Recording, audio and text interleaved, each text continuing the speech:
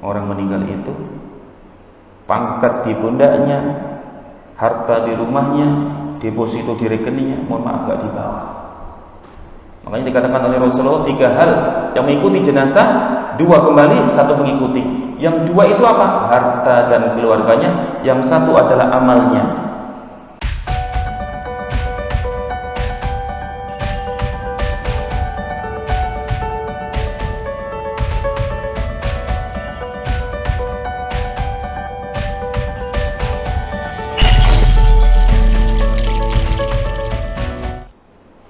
Assalamualaikum warahmatullahi wabarakatuh.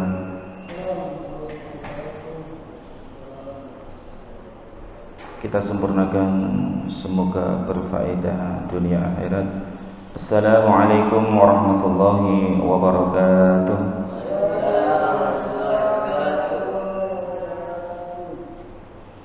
Hamdan wa syukran lillah, assalatu wassalamu ala rasulillah wa ala alihi wa sahbihi wa mawalah. Faqala Allah Ta'ala fi kitabihil karim, a'udzu billahi minasyaitonir rajim. Ya ayyuhalladzina amanu ittaqullaha haqqa tuqatih wa la tamutunna illa wa antum muslimun. Allahumma anfa'na bima 'allamtana wa 'allimna ma yanfa'una. Rabbi zidni 'ilma. Jamaah Masjid Al-Muttaqin yang dimuliakan Allah, karena Nabi mengajarkan kepada kita untuk selalu bersyukur. Sebagaimana beliau jika melihat sesuatu yang menggembirakan, beliau melafazkan kalimat alhamdulillahi bini'matihi tatimmus salihah. Alhamdulillahilladzi bini'matihi tatimmus salihah. Segala puji bagi Allah yang dengan nikmat ini semua menjadi sempurna. Begitu pula ketika melihat sesuatu yang belum menggembirakan, tetap beliau mengajarkan lafaz alhamdulillah ala kulli hal. Segala puji bagi Allah di setiap keadaan. Tanggal muda, tanggal tua kita syukuri, karena apapun yang diberikan Allah adalah yang terbaik. Jamaah yang dimuliakan Allah, masih dalam pertanyaan yang selalu muncul di hati kita, buat apa kita salat? Insyaallah dalam surah Al-Hasyr ayat 19 Allah ingatkan, wala takunu kallazina nasullaha. Janganlah engkau seperti orang-orang yang lupa kepada Allah. Janganlah engkau seperti orang-orang yang lupa kepada Allah, fa'ansahum anfusahum. Maka Allah menjadikan mereka lupa pada diri mereka sendiri. Itulah yang disebut dengan orang-orang fasik. Ulaika humul fasikun. Ciri orang fasik kalau dalam ayat ini adalah dia lupa waktu di mana dia harusnya membasuh muka dengan berwudu, waktu di mana dia menundukkan badan dengan rukuk dan sujud, supaya aliran darah ini semakin baik, termasuk nafas ataupun paru-paru kita. Semua ini sudah diatur oleh Allah sedemikian rupa supaya kita ini mampu memenuhi hak hidup baik lahir ataupun batin. Alhamdulillah kita bisa laksanakan salat zuhur berjamaah, dan ini adalah amalan yang paling dicintai Allah Subhanahu wa taala. Masih dalam tema bagaimana meraih ketenangan hati. Ketenangan hati ini masih menjadi kata kunci bagi kesusahan hidup orang beriman. Buat apa kita sholat seandainya keluar dari masjid ini lalu kita masih risau, kita masih galau, kita masih kepikiran hal-hal yang sifatnya duniawi. Seakan-akan kita keluar dari masjid atau setelah sholat tidak yakin kembali atas kuasa Allah Subhanahu wa ta'ala. Tema kita adalah tawakal, yang nanti kalau kita kupas termasuk di antara sarana yang bisa kita raih untuk meraih ketenangan hati. Jamaah, di dalam Al-Quran itu disebutkan laqad kana fi qasasihim ibratun liulil albab. Sungguh pada kisah demi kisah itu, kisah sejarah manusia sejak zaman Nabi Adam, Nuh, Hud, Idris, Saleh, Nabi Muhammad, bahkan kisah kakek-kakek kita, itu terdapat ibrah atau pelajaran bagi orang-orang yang berakal. Guru kita mengatakan history is the best teacher. Sejarah adalah guru terbaik. Maka dalam Quran kita temukan 2/3 isi Al-Quran itu adalah kisah. 2/3 isi Al-Quran adalah kisah. Salah satu kisah yang menarik tersebut di dalam surah Yunus 67 adalah ketika dia Nabi Yakub alaihi salam menyuruh kepada anak-anaknya, anak-anak yang tinggal bersama beliau, karena satu di antara mereka yaitu Nabi Yusuf sudah pergi yang sebelumnya mungkin dalam ayat sebelumnya kita tahu sempat dibuang ke dalam sumur tapi diselamatkan Allah Subhanahu wa taala. Pada episode berikutnya adalah ketika Nabi Yakub memerintahkan kepada anak-anaknya yang saat itu keadaan sedang paceklik, susah keadaan makan, susah makan. Maka Nabi Yakub berkata kepada anak-anaknya, Ya baniya la tadkhulu min babin wahidin. Anak-anakku, engkaulah pergilah engkau ke Mesir, tapi jangan masuk dari satu pintu gerbang. Jangan masuk dari satu pintu gerbang saja. Kata Nabi Yakub, wadkhulu min abwabin mutafarriqah. Hendaknya kamu masuk ke pintu gerbang yang berbeda-beda. Tapi Nabi Yakub memerintahkan kepada anaknya agar masuk melalui pintu gerbang yang berbeda-beda. Apa tujuannya? Apabila terjadi sesuatu yang membahayakan, entah akhirnya ditangkap seperti Nabi Yusuf yang dipenjara, atau bahkan mungkin dihabisi, keturunan Nabi Yakub tidak habis. Artinya masih ada yang selamat dalam pikiran Nabi Yakub alaihi salam. Alhamdulillah. Maka kemudian Nabi Yakub sempat mengatakan, wa ma ughni ankum minallahi min syai'. Sekalipun aku sudah mengarahkan kamu masuk ke pintu gerbang yang berbeda, jika terjadi sesuatu, aku tidak punya kuasa. Aku tidak punya kuasa sedikit pun, kata Nabi Yakub demikian. Inil hukmu illa lillah. Keputusan menetapkan sesuatu itu adalah hak Allah. Menetapkan sesuatu adalah kuasa Allah Subhanahu wa taala. Alaihi tawakkaltu, kepadanya lah aku bertawakal. Wa alaihi falyatawakkalul mutawakkilun. Dan hendaknya kepada Allah saja orang-orang bertawakal berserah diri. Kalimat di akhir ini agar putra-putranya bertawakal sebagaimana Yakub bertawakal kepada Allah adalah dalam rangka yakin ketika melaksanakan sebuah perintah atau amanah itu menjadikan Allah sebagai sandaran yang utama. Kita tahu saat itu keadaan politik juga cukup keras, sebagaimana yang kita kisahkan, Nabi Yusuf pernah ditahan atau dipenjara. Maka saudaraku,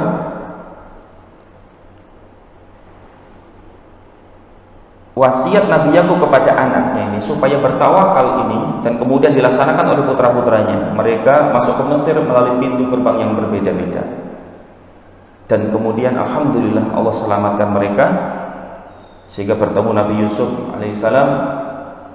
Ini menjadi pelajaran paling penting ketika manusia menghadapi sebuah masalah yang bagi dia mungkin saja sulit diselesaikan. Wong desa lunga ning kutha tidak memiliki tujuan yang pasti. Kalau zaman dulu itu kota terkepung atau dipagari pintu gerbang, tidak semua orang bisa masuk begitu saja. Yang pasti sebagaimana di film, gambarannya kalau mungkin di Mesopotamia atau di mana-mana itu dijaga oleh prajurit-prajurit yang keras. Alhamdulillah. Karena Nabi Yakub mengajarkan kepada putra-putranya, yang pertama tadi agar mereka berpencar dan dipatuhi, lalu bertawakal kepada Allah, akhirnya mereka selamat. Apa pelajaran yang kita ambil dari kisah ini? Dari kisah ini apa? Pertama, bahwa orang tawakal itu orang yang diberi keuntungan, diberi kemanfaatan, atau bahkan perlindungan. Cuma sebelum itu kita pahami lagi apa itu arti tawakal, supaya kita keluar dari masjid ini paham lagi. Mungkin kalau kita diskusi dengan istri, dengan anak, dengan teman, jangan sampai kita keluar dari pakem atau teori yang sudah Allah definisikan. Tawakal menurut Allah Subhanahu wa taala dalam surah Al-Anfal ketika disebutkan innamal mu'minuna allazina idza dzukirallahu wajilat qulubuhum wa idza tuliyat 'alaihim, ketika dibacakan ayat-ayat Allah maka bergetarlah wajilat qulubuhum, bergetarlah hati mereka. Bahkan kemudian apa? Ketika dibacakan Allah zadadhum imanan ma'a imanihim, bertambah imannya atas keimanan yang sudah ada. Maka dikatakan wa 'alallahi falyatawakkalul mu'minun, kepada mereka, kepada Allah mereka itu bertawakal. Apa arti tawakal? Ternyata Allah Subhanahu wa taala sebutkan bahwasanya tawakal itu adalah alladzina, orang-orang yang yuqimunas shalah, terus-menerus mendirikan salat. Terus-menerus mendirikan salat yang berarti tidak berhenti. Monggo dibuka dalam Sirah Nabawiyah, apakah Nabi pernah meninggalkan salat? Padahal sudah dijamin masuk surga, dosanya diampuni. Nabi tak pernah meninggalkan perintah salat. Hatta beliau sudah uzur, sudah sakit. Ingat ini, mungkin dibuka dalam hadis jelang kematian beliau. Beliau sering salat dengan duduk. Sebagai penanda betapa besarnya perjuangan beliau untuk memberi contoh kepada umatnya, kepada pengikutnya, tidak ingin meninggalkan sholat. Bahkan yang mungkin kita ceritakan, beliau pernah kakinya pecah ketika mendirikan sholat dalam waktu yang lama sekali. Maka dikatakan orang tawakal ada alladzina yuqimunas sholat, dia orang yang terus-menerus mendirikan sholat, wa mimma razaqnahum yunfikun, dan dia juga menginfakkan sebagian rezeki yang telah diberikan. Dua profil atau indikator orang yang bertawakal. Nah, kita lihat diri kita, sholat kita seperti apa, zakat dan sedekah kita seperti apa. Ini di antara ciri, masih banyak ciri yang lain, tapi yang pokok adalah ini. Dalam surah Al-Anfal ayat 2 sampai dengan 3. Nah, kita ingin, karena manusia adalah makhluk yang punya istilahnya itu goal atau tujuan-tujuan baik secara materi atau imateri.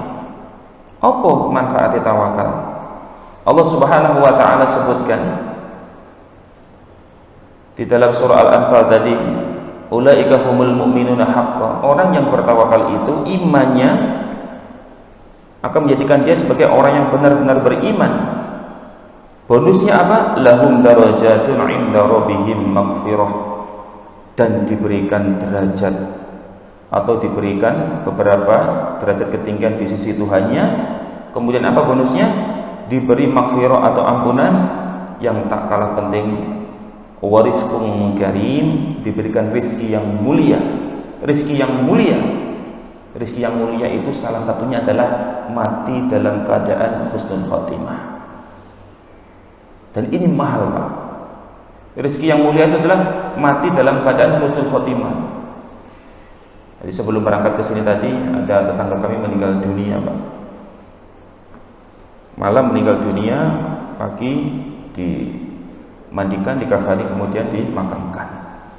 Dan kemarin terhenti hari ini kami sudah menghantarkan amanat-amanat sedekah untuk para penggali makam. Ada penggali makam yang sudah bekerja 25 tahun.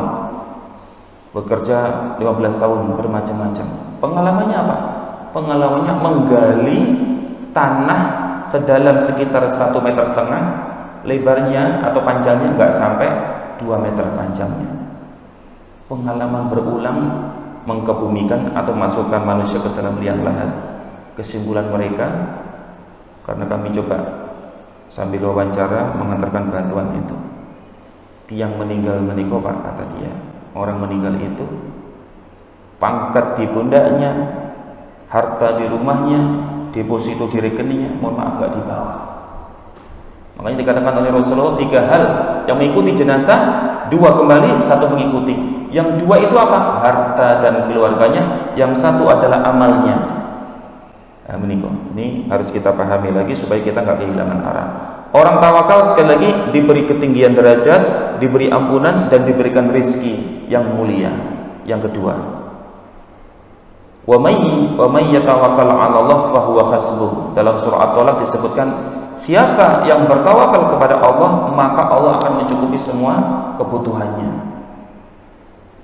Boleh jadi hari ini uang kita banyak, rekening kita lagi cukup atau banyak, nggak ada risau.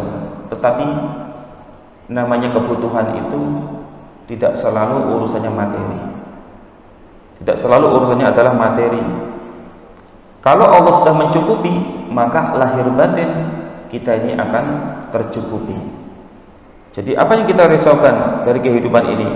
Mungkin yang pertama adalah soal harta, kemudian kedua soal tahta, kepangkatan kita, dan lain-lain termasuk wanita yang artinya keluarga. Itu membuat kita risau yang kadang-kadang pergi pagi pulang pagi, kepala jadi kaki, kaki jadi kepala, demi memenuhi yang menjadi harapan dan impian itu. Ternyata semakin dikejar, semakin tak terkejar. Dunia ini semakin menghauskan, akan selalu muncul perasaan kurang, kurang, dan kurang. Maka orang yang demikian itu, yang tidak bertawakal kepada Allah, kehidupannya selalu dilanda risau dan galau. Naudzubillah. Padahal wa may yatawakkal 'ala Allah fa huwa hasbuh. Siapa yang bertawakal kepada Allah, kerja 8 jam, kalau dirasa cukup memenuhi target, alhamdulillah. Kita geser ke yang lain, mungkin urusan keluarga, muamalah dengan tetangga, terutama juga untuk ibadah kita. Sebab apa Pak? Kalau di Jepang itu kerja 12 jam. Di Jepang, Korea kerja itu sampai 12 jam. Kalau bisa overtime terus. Naudzubillah. Lupa dia dengan hak tubuh yang akhirnya banyak orang yang harus insomnia dan seterusnya. Jamaah, ini adalah profit atau keuntungan kalau kita bertawakal kepada Allah Subhanahu wa taala. Maka cara kita melatih diri supaya kita ini bisa bertawakal gampang sekali. Di Quran selalu disebutkan at-thair atau burung. Mengapa Allah mentamsilkan burung? Burung adalah jenis hewan yang paling banyak populasinya. Di hutan banyak, di desa banyak, di kota juga insya Allah masih bisa temui, di laut, pantai banyak. Sehingga Allah sebutkan misalkan dalam surah Al-Mulk, awalam yarau ila thair fawqahum sawfati wa yaqbidun. Apakah engkau tidak melihat bagaimana burung-burung itu mengepakkan sayapnya, terbang ke sana kemari tanpa pernah takut jatuh? Ma yumsikuhunna illa rahman. Siapa yang menahan kalau bukan Allah yang Maha Rahman. Burung oleh Allah Subhanahu wa taala dijadikan sebagai contoh agar manusia seperti kita bisa berlatih tawakal. Rasulullah katakan, "Lau annakum tawakkaltum 'ala Allahi haqqa tawakkuli." Seandainya kalian bisa bertawakal kepada Allah, yaitu dengan sebenar-benarnya tawakal, maka dikatakan niscaya Allah akan memberi kalian rezeki. Niscaya Allah akan memberikan kalian rezeki kama yarzuqut thair, sebagaimana Allah memberikan rezeki kepada burung takhdu khimasa, yang ketika berangkat dalam keadaan kosong perutnya, pulang dalam keadaan terisi atau kenyang perutnya. Siapa yang mengatur itu semua? Allah Subhanahu wa taala. Burung tidak ada yang S2, tidak ada yang S3. Burung tidak ada ILC debatnya, tidak ada apa saja yang membuat seperti kita pusingkan. Tapi burung bisa memenuhi hajatnya atas izin Allah. Maka inilah yang pernah disebutkan oleh Rasulullah bahwa burung itu juga bertasbih. Dalam surah An-Nur disebutkan bahwasanya Allah Subhanahu wa taala berfirman, "Tidakkah kamu tahu bahwasanya kepada Allah bertasbih semua yang ada di langit dan yang di bumi." Semua yang ada di langit dan yang di bumi. Allah sebutkan, "Alam tara anna Allah yusabbihu lahu man fis samawati wal ard." Di langit dan di bumi semua bertasbih kepada Allah, termasuk wat-tayru safat, dan burung-burung yang mengembangkan sayapnya. Dikatakan kullun qad alima salatahu, masing-masing itu mereka termasuk burung mengetahui cara sholatnya. Qad alima salatahu, mereka atau burung itu mengetahui cara sembahyangnya, bahkan apa? Wa tasbihahu, cara bertasbihnya kepada Allah Subhanahu wa taala. Wallahu alimun bima yaf'alun, dan Allah Maha mengetahui apa saja yang mereka kerjakan. Gunung Merapi mengeluarkan lahar atau mungkin erupsi, Sinabung demikian juga. Itu Allah Pak yang ngatur Pak. Andaikan itu tasbihnya gunung, ya kita harus terpacu untuk bertasbih pula. Burung termasuk yang di bawah berkicau, atau mungkin ayam. Monggo dengan cek, adakah ayam yang telat bangunnya Pak? Ayam mungkin teler gitu, dia berkokok jam 8, kayaknya nggak ada Pak.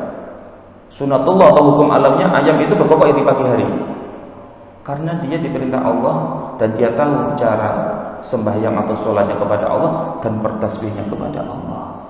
Ini Allah yang menyebutkan sendiri, alam tara anna Allah yusabbihu lahu man fis samawati wal ard wat-tayru safat. Semua yang ada di langit dan bumi bertasbih kepada Allah, termasuk burung yang mengembangkan sayapnya. Ini aneh, misalkan wonten tiang sudah tua, lanjut usia, dia tidak tahu cara sholat, cara bertasbih. Apakah dia kalah dengan burung? Allah a'lam bishawab. Dan ini sebagai kesimpulan, andaikan kita risau soal rezeki, monggo kita pahamkan lagi, Allahu khairur raziqin. Allah itu sebaik-baik pemberi rezeki. Dalam surah Al-Jumu'ah ayat ke-11, ayat yang terakhir, dikatakan ketika Nabi sedang berkhutbah